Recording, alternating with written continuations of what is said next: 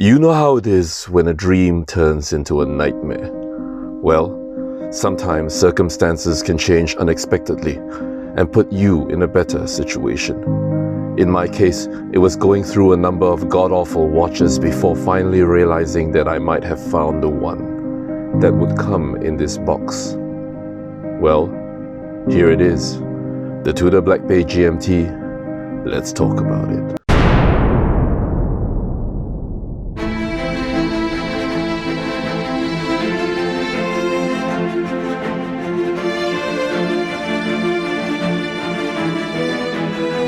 It might have been over 2 years ago that we first saw the Tudor Black Bay GMT when it was launched at Basel World 2018. But I think it's worth going over why this watch remains one of the best value propositions on the market even today. So let's cut to the chase. If you want a durable, reliable, do everything watch, something that you can put on your wrist and just go live your life, there are plenty of worse ways you can spend your money. With 200 meters of water resistance, courtesy of the diving-capable Black Bay case, the in-house chronometer-rated caliber MT5652 with an anti-magnetic silicon hairspring, a bi-directional bi-colored Pepsi-style bezel, and a real GMT function, this is a watch that has everything you need and nothing that you don't. But you know all this already. You know why this watch is cool, and you know why this watch will serve you faithfully until the day you die. So let me help you figure this out. Why haven't you bought it yet? 2 reasons. Reason 1, the R letter word. I know this. There are moments my eyes are not really focused and I look at the Tudor Black Bay GMT on my wrist and see for a moment the older reference 16710 Rolex GMT Master 2. It's easy to do this.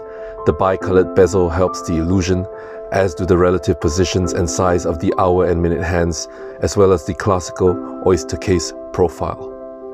Then there's the word Tudor, that has 5 letters, just like the word Rolex. I hear you.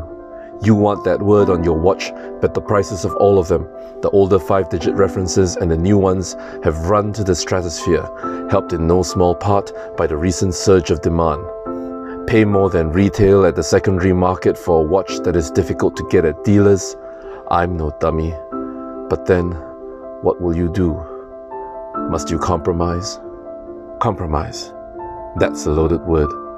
But tell me, how do you compromise when the Black Bay GMT has a movement with a remarkably similar architecture to that of its more upmarket sibling, the current generation Rolex GMT Master 2? Not only that, both have the same 70-hour power reserve, and both have a technologically superior silicon hairspring with all its attendant benefits, such as being anti-magnetic, shock-resistant, and having extreme stability in the face of temperature variations. Of course, the Rolex has the better movement finishing and more premium features such as the platinum dusted numerals on the ceramic bezel versus the painted anodized aluminium one on the Black Bay GMT.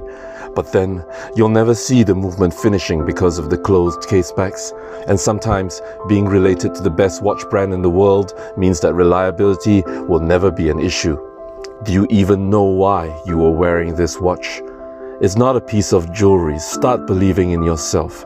Stop believing that the qualities of a brand are transferred to you.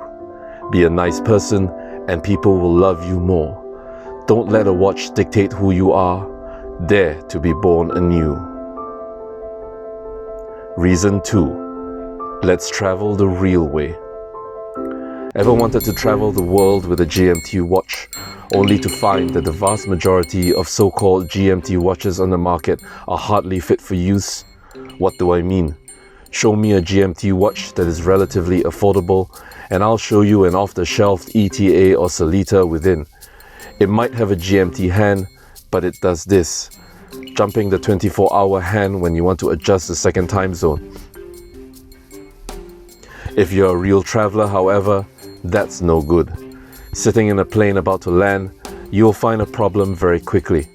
If your goal was to adjust to the new local time 7 hours behind, in this case Geneva, and have the 24-hour hand represent your home time, in this case Singapore, you would have to do this. The question is, would you want to? It's hardly elegant, and you've already messed up your delicately synchronized time. A real GMT like the one in the Tudor, however, is different and can do this instead. Flying from Singapore as your home time, as you land at your destination in Geneva, you jump the hour hand back 7 hours like this, while keeping your home time via the 24-hour hand the same and with your seconds hand still running. It's an important difference. The vast majority of GMT watches that you can buy cannot do this, and those that do come mainly from the big brands you've heard of that have the resources to make one. Now, with the Tudor Black Bay GMT, you add one more to that list and Tudor's first proper GMT movement. Then you've got the 24-hour bezel, which gives you more options. Too lazy to fuss with the crown when you're traveling or want to track the time zone of a colleague overseas? It works well, since your current time is undisturbed and you can see what time your counterpart is experiencing very quickly. Speaking of the bezel, see how the 24 hours of a day are divided into two colors? That marks the difference between day and night. Why is it called Pepsi then? Well, it's a nickname bestowed by watch geeks for those colors that are the same as the Pepsi logo. One more thing. Want to dive with this watch? Yes, it doesn't have a unidirectional bezel, but in this day and age, you'll probably be using a dive computer anyway, and this watch will more than fulfill its function as a backup timer, being a fully competent underwater companion to 200 meters.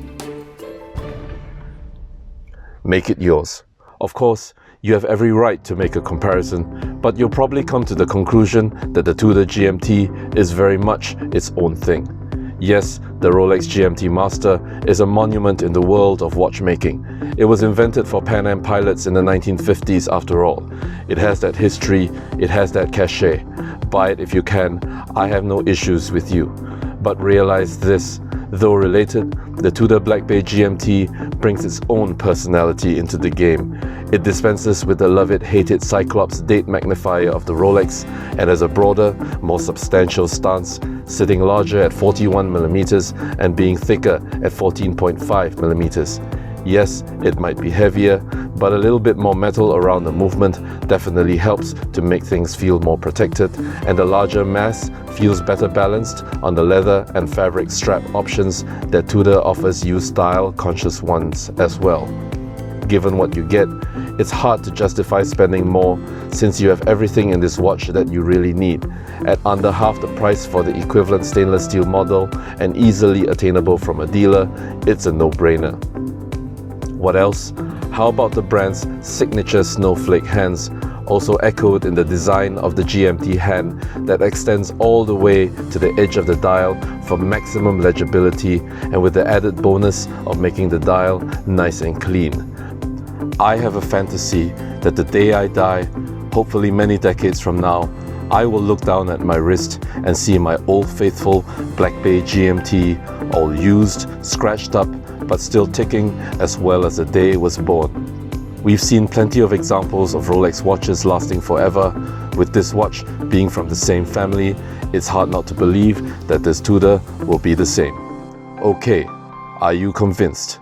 Let me know in the comments below, and follow me on Instagram at iso.chrono and read more about the watches I care about at isochrono.com.